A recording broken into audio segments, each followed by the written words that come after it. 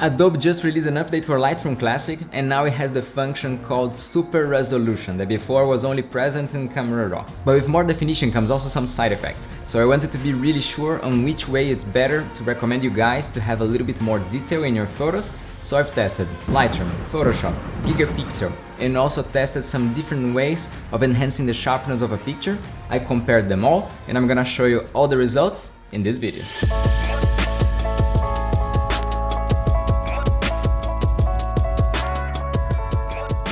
E aí, I'm Andrew, Brazilian photographer and filmmaker living in Italy, and in this channel I help you with the tech tools to be creative. And as I said, with this update, now we got super resolution also on Lightroom. And this is not the first video in which I talk about it. You can see the other one by clicking here, in which I explain in depth how it works within Photoshop and Camera Raw. By that time, this function was available only there, and now I wanted to understand if it's the same thing we got on Lightroom, how each one performs, and how it performs against other softwares and other methods of enhancing the detail in your pictures. So let's go to the computer and I'm gonna show you all my tests.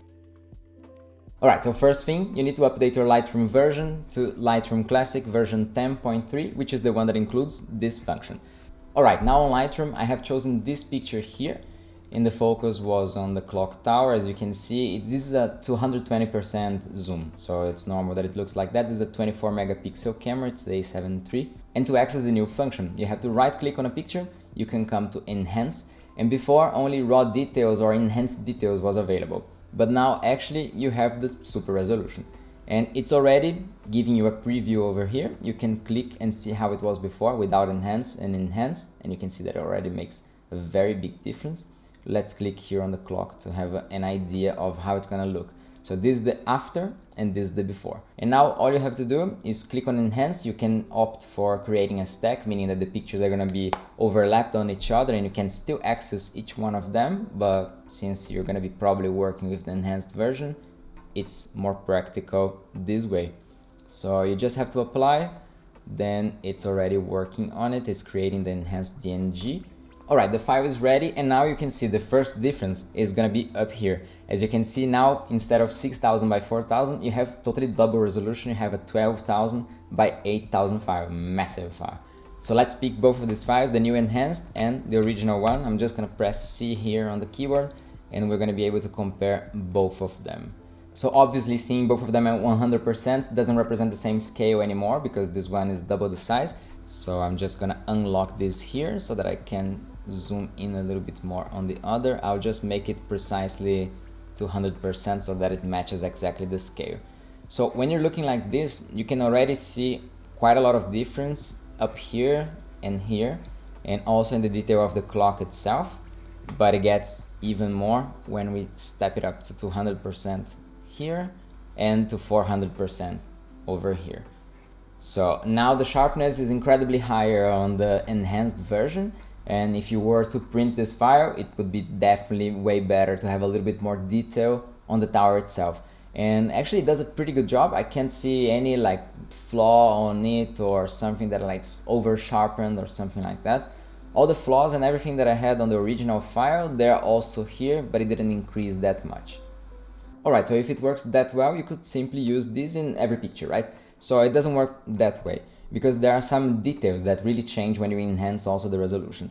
So here, for example, where it's really bright, the software does a pretty good job, but some parts with finer detail, like for example on the trees down here, this is the original one and this is the enhanced version. And as you can see, for these finer details, I find that doubling the pixels in that area make it a little bit over sharpened. And as you saw in the dialog box before, you don't really have a control on how much do you want to enhance the resolution. It simply doubles it, and you can't really control how it's gonna turn out to be. And you can control also the areas in which it's gonna be applied. So if I were to choose, I would definitely have the tower with that higher resolution, that extra sharpness, but I wouldn't have it in these borderline areas. One other thing that I noticed is on the darker areas, and please note that I'm zooming in a lot here. I'm checking in at 200%. But the thing is, depending on how big you're gonna print this file, these things can be noticeable. And here you can see that the windows and everything, the windows and the cars, they are much sharper in the enhanced version. But here, where it's a little bit darker, it really caused a small problem. Now I'm gonna zoom in a little bit more to show you guys the difference in the darker areas of the picture. So as we talk about definition, definitely the enhanced version is way better over the original one. But as you can see, in these dark areas, it actually created some artifacts that weren't there before. So you can see a lot more color noise around here, and also a lot more fringing around some areas. For this, let me go in even more, and I'm gonna show you here. So do you see these purple areas around the windows and on top of the car, and also all these color dots all over here that didn't exist before? So these are definitely some things that I wouldn't accept in my picture, so I would rather have this totally canceled and be just like the normal version, the original version actually. Now regarding colors and the detail itself, I thought it made a really good job. As you can see on the roof here, the colors quite match the original. There's no big problem with that, and some things that actually they didn't have definition at all, now they're so clear to see, like these antennas for example, or this part of the roof here. It's amazing how much more resolution we got in the file right now. Okay, and then how does it stack against Photoshop or Gigapixel, for example? Let's check. So I've already showed this in the other video, but I'm just gonna go past really quickly with you guys here on how to access the same function on Photoshop. Whenever you throw a raw file inside it, you're gonna see Camera Raw opening up by default, and then if you right click, you can just come to Enhance, very similar to Lightroom, and then you're gonna have actually the same dialog box now, which you can choose raw details or super resolution. So in theory, it's actually the same thing. Alright, so let's compare it. I have here the enhanced version by Photoshop on the left, as you can see, and the original one on the right. So as you can see here, the performance is amazing also using Camera Raw. But now, which one is better, with Lightroom or Photoshop? Are they the same or not?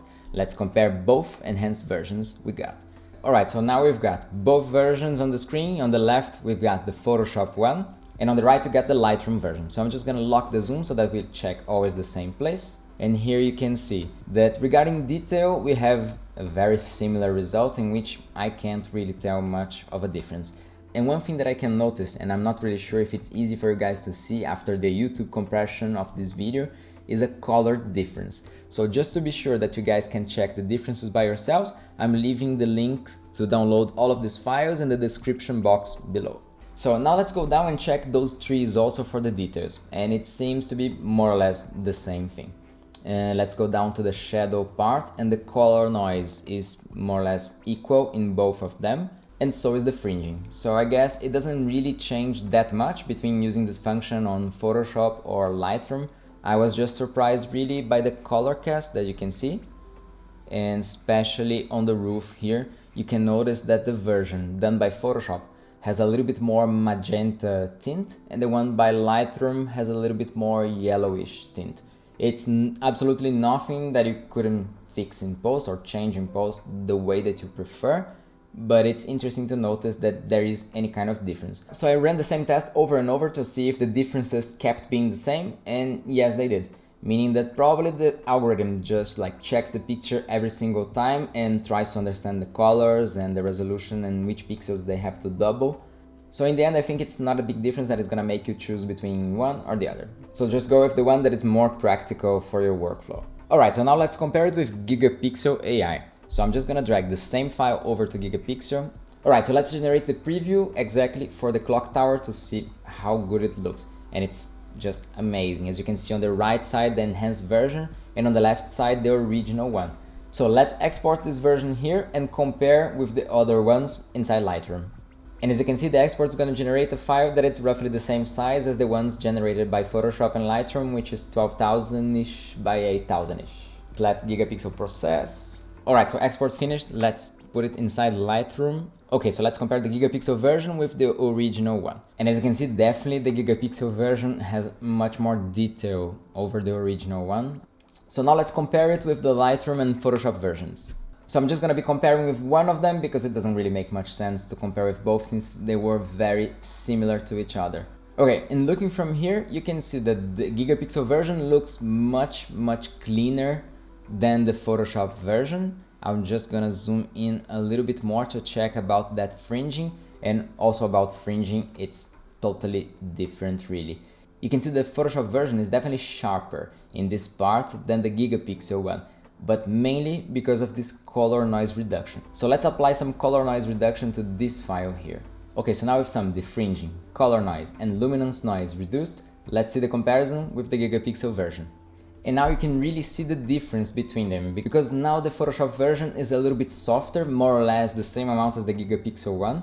But you can see that here there's a bunch of noise related to enhancing the resolution, in which it didn't really guess very well which kind of pixels should be duplicated. And in this regard, the Gigapixel version is really much cleaner. But remembering that we are very zoomed in.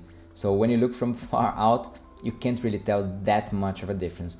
You do see that the Gigapixel version is a little bit more desaturated now, but also nothing that with editing couldn't be fixed. Alright, last comparison before the conclusion is how big can you print these files if you actually use this enhancing resolution function. Before, with a 24 megapixel picture, you could do it 20 by 13 inches or 50 by 33 centimeters. And if you use the enhanced version, you could actually do it at 40 by 26, double the size, 4 inches, and 101, more than a meter, per 67 if you use centimeters. Alright, to use or not to use this function. So what I found is that the results were pretty good, especially if you're going to print these files. It can be really helpful.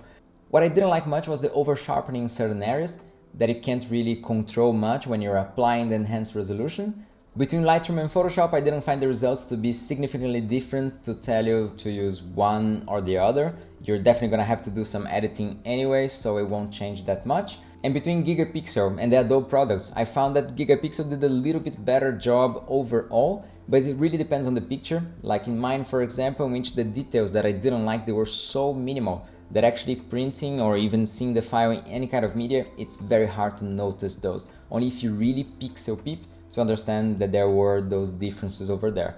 But regarding the main parts of the image, the results are quite similar. I would still give it to Gigapixel, but they were similar enough that maybe I wouldn't go through the trouble of using another software just to enhance that part of the picture. Alright guys, thanks so much for watching. I really hope you enjoyed this comparison video today. If you have any kind of questions, pop them in the comment box below. Check out my Instagram to see some of the behind the scenes of all these videos I'm creating, and I'll see you in the next one. Ciao, ciao!